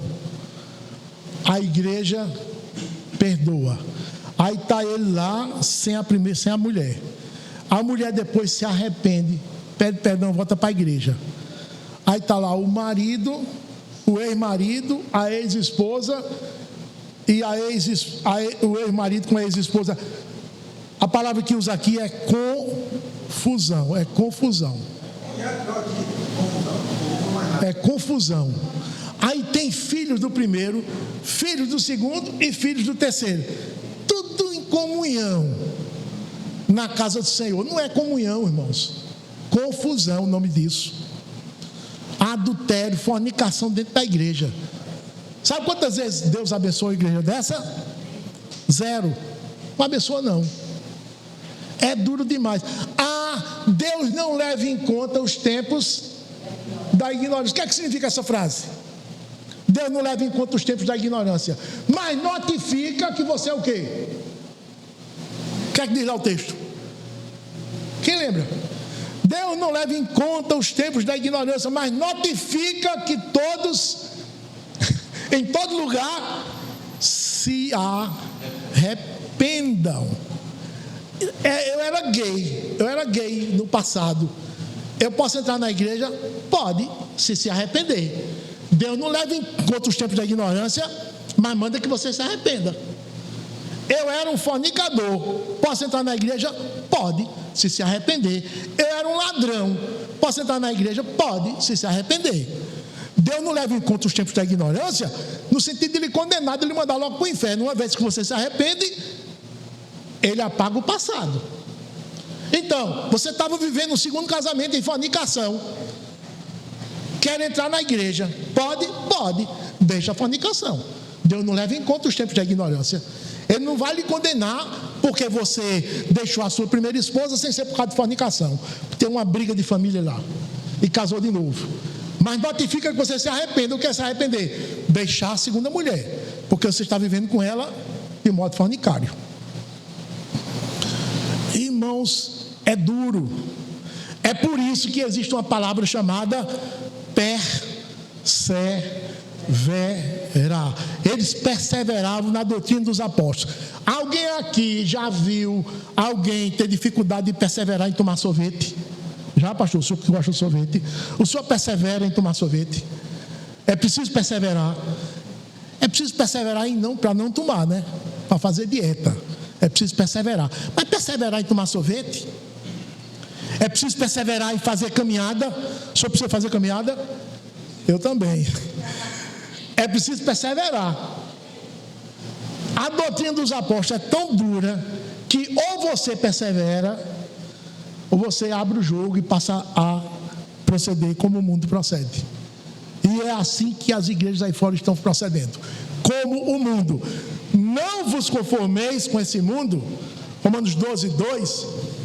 Foi banido da Bíblia da maioria das igrejas. Esse versículo. O povo está completamente conformado.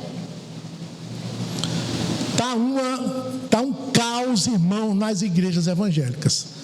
Os pastores não fazem questionário com os casais que vão entrar na igreja. Aí entra, irmãos, gato e cachorro, desculpa a expressão. Pessoas vivendo em adultério, pessoas que não se arrependeram, pessoas que estão vivendo de forma errada nessa área. Essa área é importante por causa da corrupção que está aí fora, essa área conjugal, a área sexual. Por isso que a gente tem que estar batendo o tempo todo, irmãos, porque senão deteriora o ambiente.